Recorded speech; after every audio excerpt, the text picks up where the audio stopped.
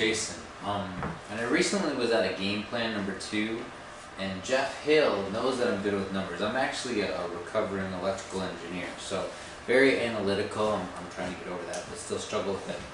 So anyway, he was asking me to do some numbers. I'm pretty good at accounting. And I'm like, well, why can't I do the success story, because I got results too, but didn't want to do that. What do I have to do to get some love for those apps? I'm not really sure. But nonetheless, I did accounting. All these other guys got to do some amazing different topics, but no, I get accounting. Well, whatever. It's still a notoriety, and I feel I have something to share there. So, when it comes to accounting, and who in the audience do you think is excited about accounting?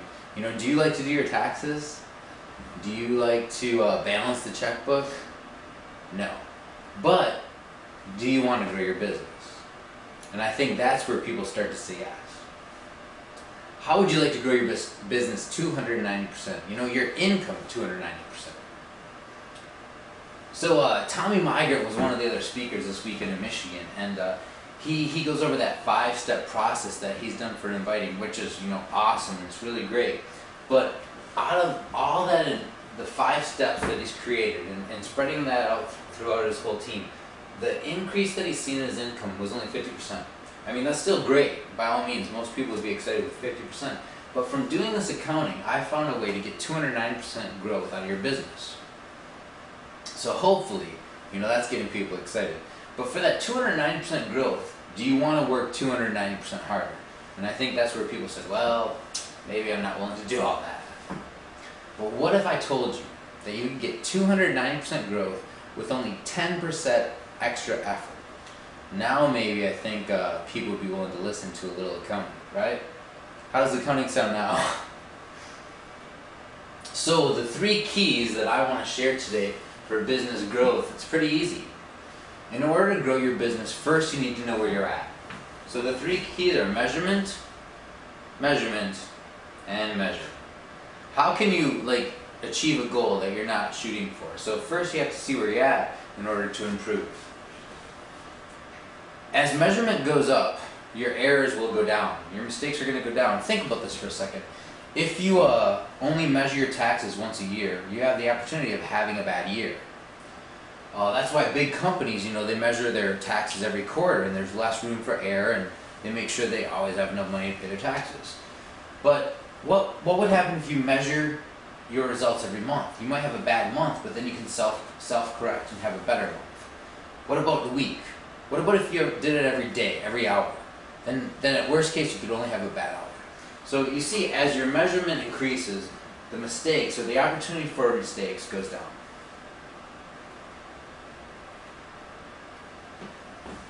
So I never did this deliberately, but I've been measuring all the way along my business. Several people out there will say, I'm one of the most successful coaches out there.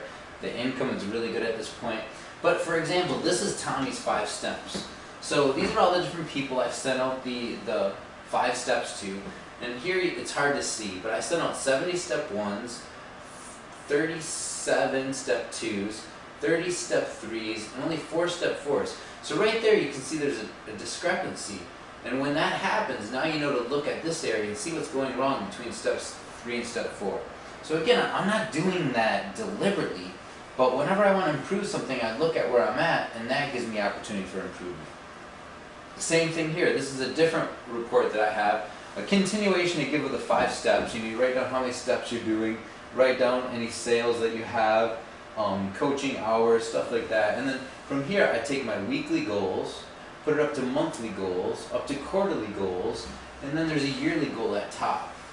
So I think, again, whenever you're doing measurement, and I wasn't doing this on purpose, it just happened. Now this one really shows the old engineer in me. The green indicates, how much money you actually made this year, and the red indicates potential income that you could make. So I analyze this per every center I have, 1, 2, 3, 4, and based upon this, I know if I need to grow my rank higher to achieve income, or if I need to get more volume. And so over here, I've created little goals, and I can look at these goals, and this shows me what I next need to achieve in my business.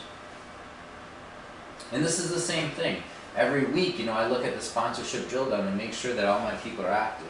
There's a way to do this in the back office, but at worst case, when somebody's inactive, it shows you a little blinking light. Well, I've automated that process, and it allows me to look at my sponsorship drill down in less than 5 minutes, and it gives me a nice graphical representation that shows me which status I am, how many diamonds I have, how many emeralds, how many coaches. This is something that we're going to be deploying to the whole network here pretty soon. And then this is the newest measurement tool that I have. This one is really just looking at your elite points, because the elite points this year for top coach and elite are a little bit different than ever before. So these are the two columns that you get: your rank, your PV for this year, the PV for last year, or ATV rather, how many points you can get in each category. And there's a maximum of 35, 40, and 50. So what I did was I looked at the points that I had in this yellow column, and I had 2 and 12, and that's pretty good. So then I just multiply these out for the rest of the year. Now there's a maximum of 50 here, so if I got 12 every month, that would take me to April. In May I could get another 2, and that would give me 50 for the year. Now these 2 points right here is a different category, maximum of 40, and so here I was multiplying 2 out for the year. Now, if I saw that this wasn't enough, I could increase efforts. If I saw this was too much, I could decrease efforts. But just by measuring, it shows you how you're doing.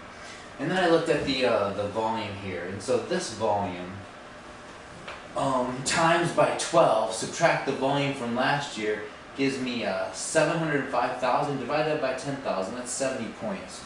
This category has a maximum of 35 points, so I should be good there.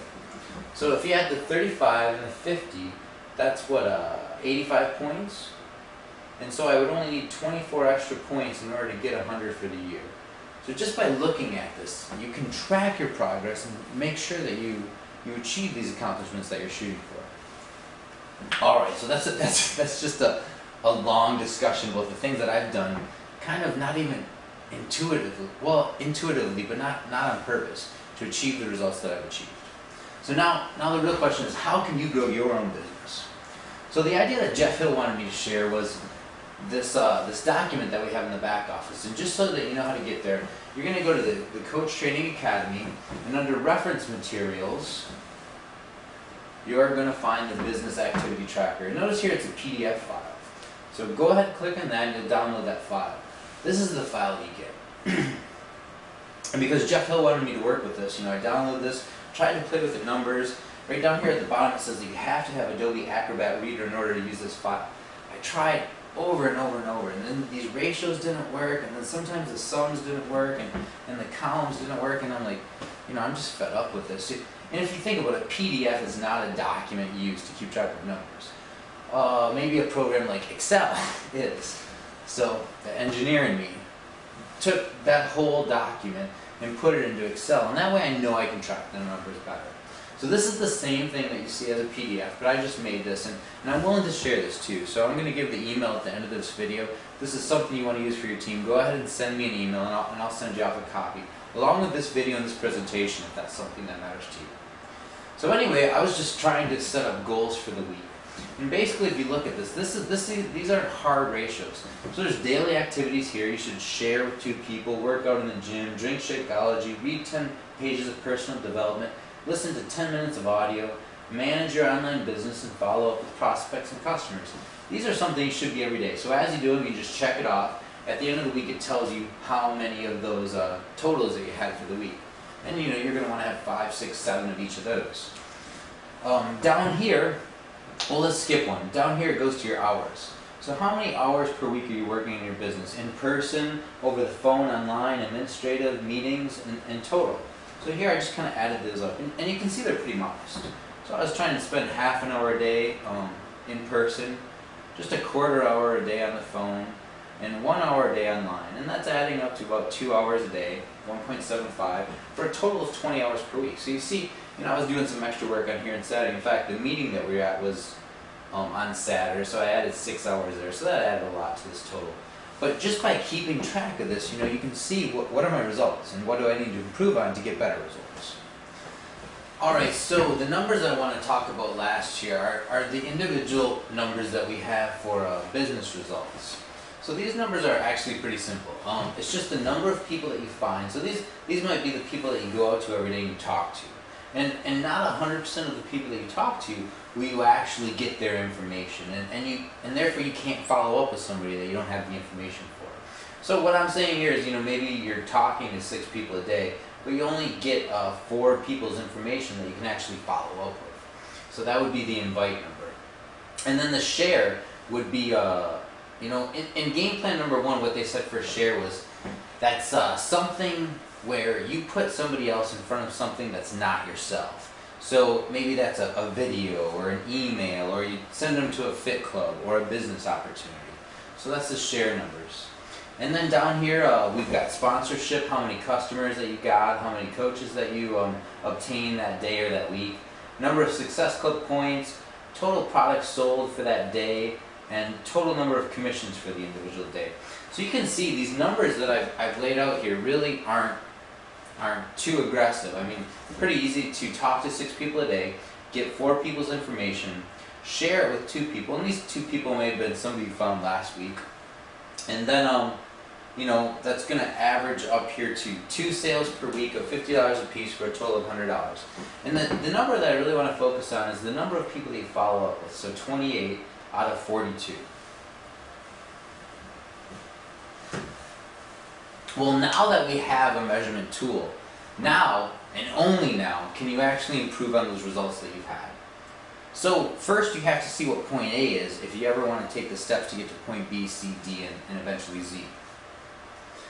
So what we said initially was, I'm going to show you a way to improve your results by, I think I said 290%, and there's been a change in one of the calculations. So it's actually 275% with only 10% extra work. So let me show you how that works. We talked to 42 people for that week was our goal. And that's just 6 people a day.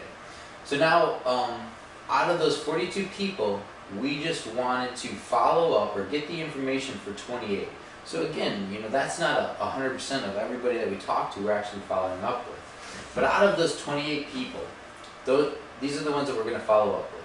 Now for just 10% extra effort, that number of 28 out of 42 would change to 30 out of 42. Does that make sense? You're only doing 10% better on following up with the people that you have the information from.